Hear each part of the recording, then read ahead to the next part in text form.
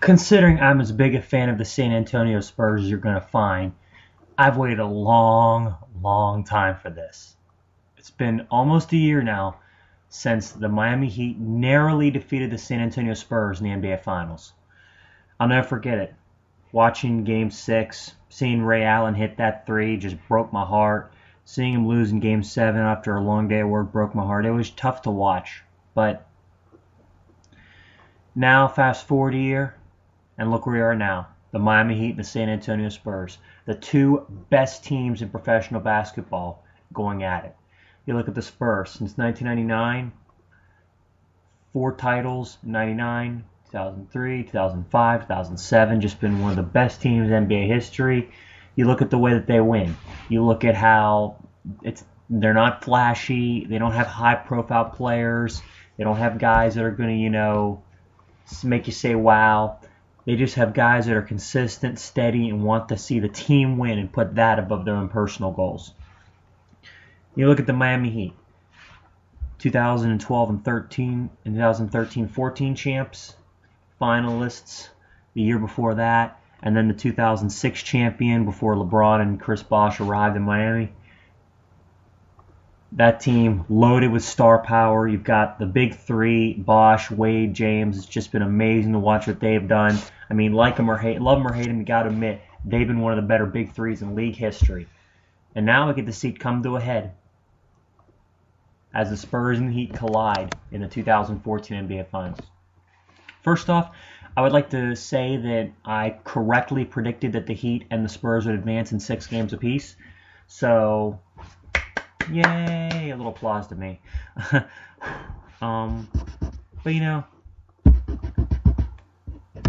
honestly, after Game 4, I felt that if the Spurs were going to beat the Thunder, they were going to have to do it in 7 games. Because I didn't think they were going to go into San Antonio and beat them.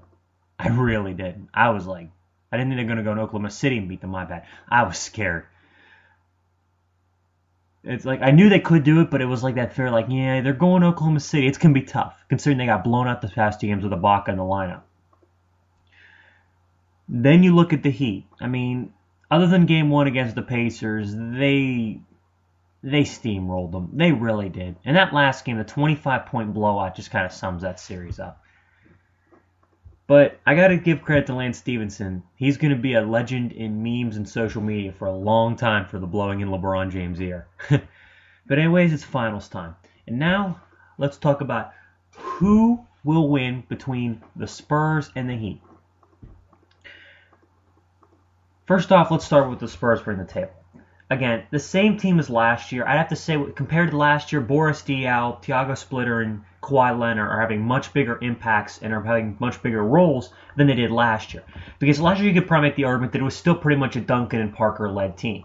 With a couple of guys pitching in, I think Gary Neal was a part of the team, and Danny Green was making a lot of plays, but Matt Bonner's also made a lot of plays in the playoffs this year. He was inserted in the starting lineup for games 5 and 6 against the Thunder. But if you look at it, the whole team this year seems to be playing better. And that bench has just been absolutely dominant.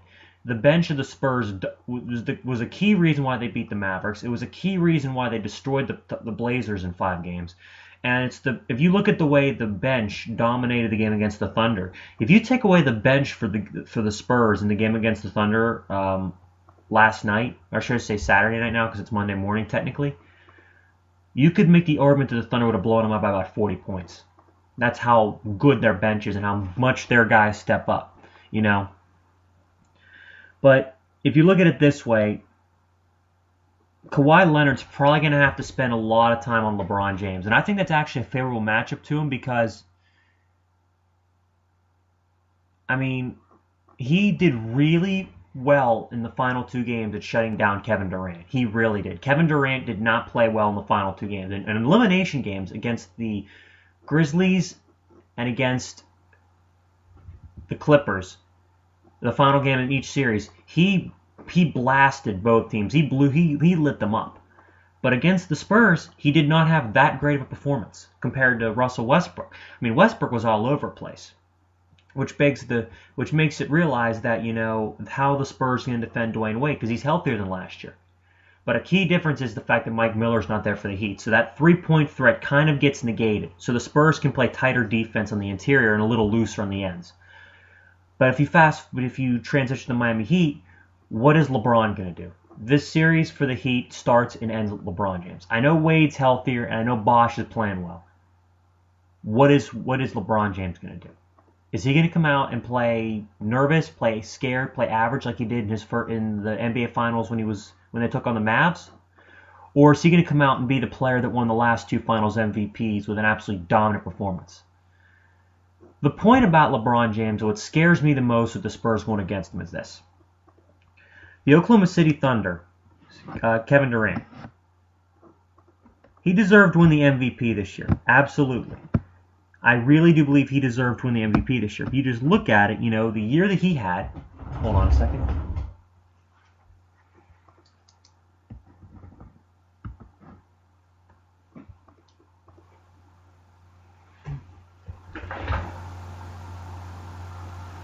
Coupled with, the fact that he really put the Thunder on his back for a lot of the regular season and most of the postseason. And the fact that the Heat kind of fell off as opposed to last year where they were one of the better 2 teams in the NBA. He deserved to win the MVP. But if you still look at it from who is still the best player in the National Basketball Association today, right now, it's still LeBron James. Because Durant might be a more talented scorer, but LeBron is better just about everywhere else. Defense, as a leader. And that's what scares me the most. But the thing that really concerns me being a Spurs fan for this series is LeBron, but also Dwayne Wade. Because Wade was not healthy at this point last year. He's healthy now.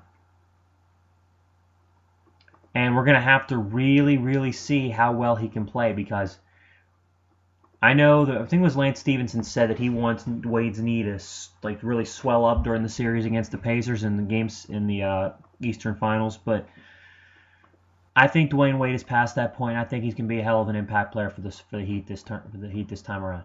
But the thing that is the big difference is this: if Bosh gets 20, Wade gets 20, and James gets 30, that's 70 points right there. Spurs are probably going to get about 100 points a game. They're pretty much a lock to get about 100 points a game. That means the bench has to score about 30 points. And honestly, if you look at the Miami Heat's bench, it's not that impressive.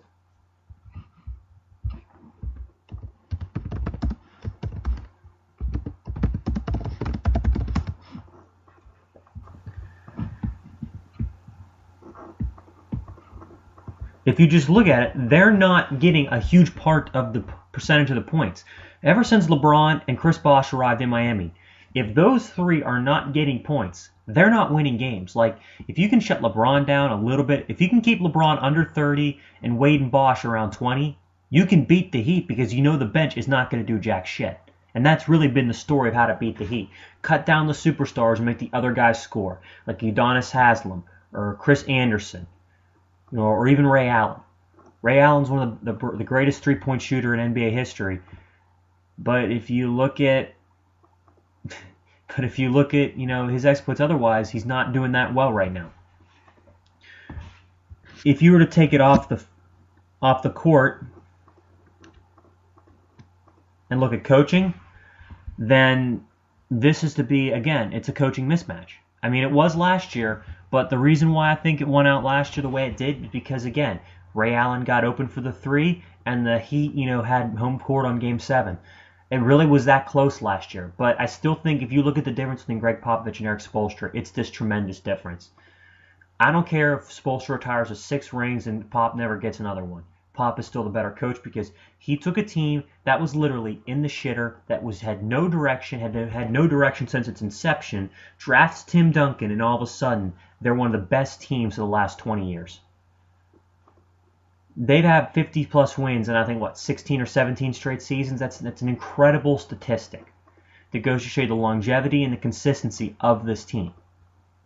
Meanwhile, the Heat, Spoelstra came into a no-win situation. He had Dwayne Wade, and I think about a year or so after he inherited the Miami Heat, because you look at his coaching record,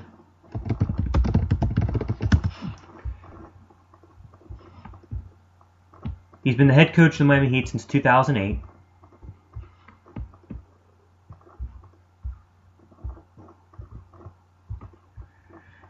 And they've been above 500 every year he's coached them. But the point about it is this: if LeBron James and Chris Bosh don't land in Eric Spoelstra's lap, so to speak, are we even talking about this guy as the coach of Miami Heat going forward? And I say we're not. Because without James and without Bosh, the Heat would have turned into a bunch of average teams. When Dwayne Wade was injured, this team would not have done absolutely anything and would have never won a second or third title. So Eric Spoelstra pretty much should send a royalty check to LeBron and Chris Bosh the rest of his life for making him look like a relevant head coach. I still don't think he's a good head coach. I still don't think he's that good at altering game plans in his players. Again, when you've got LeBron, Chris Bosh, and Dwayne Wade, it's easy. And the difference in the bench kind of proves it. Greg Popovich has realized that, what? If Duncan, Parker, and Ginobili can get about 50 points and the bench gets the rest, if I have what's better, to have 2 or 3 really good guys and a bunch of guys that are far behind you, or to have a bunch of guys on the roster that are so good that are like that talented that can still score? I really would have to say the Spurs have the edge there, psychologically and obviously off the bench.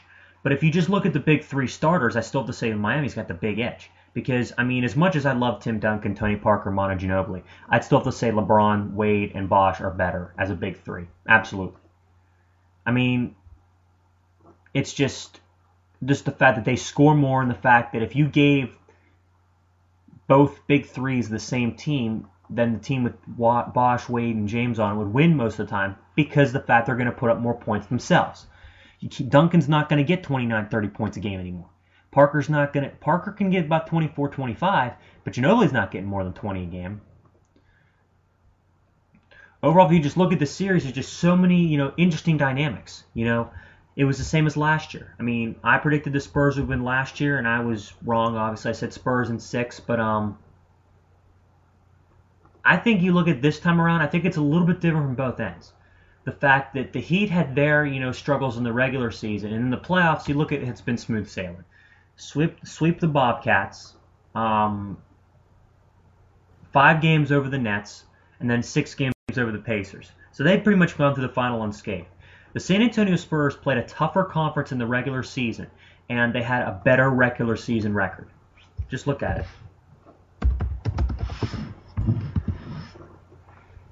The Eastern Conference this year produced 7 teams to finish above 500. The Western Conference produced 9. The Western Conference had 7 50-game winners. The Eastern Conference had 2. The Western Conference had no teams under 25 wins. The Eastern Conference had 3 teams under 25 wins. It just goes on and on and on.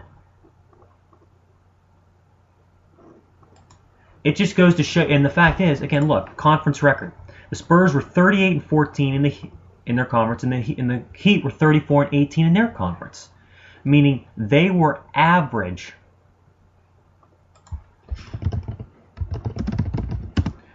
And they were above average in their own conference, absolutely. One of the best teams, obviously, in the number 2 seed. But again, you're playing against a very mediocre conference, and you're 34-18.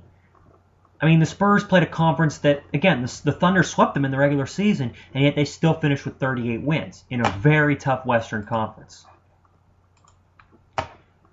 As for their head-to-head matchups with the Miami Heat this year,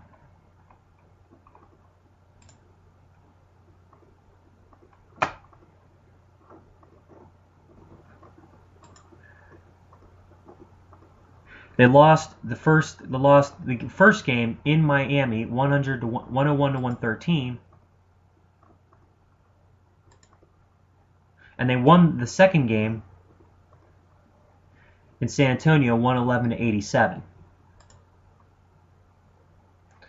So both were pretty big wins for the home teams, but the difference is look at last year.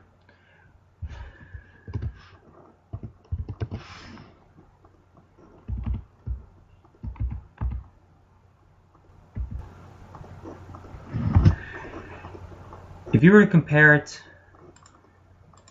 the standing, it's not even close. Excuse me why I put snap. Okay, never mind. Last year, the Western Conference, they had several teams. It was pretty even action in the Western Conference last year. You know, you had 5 teams in the West that had 15